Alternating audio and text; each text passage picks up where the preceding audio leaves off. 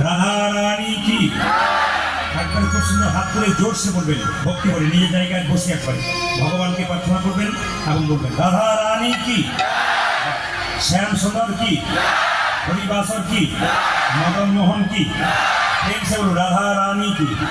আচ্ছা, সবার কাছে নিবেদন রইল ভগবানের সবচাইতে প্রিয় মানুষকে বলবেন আপনারা।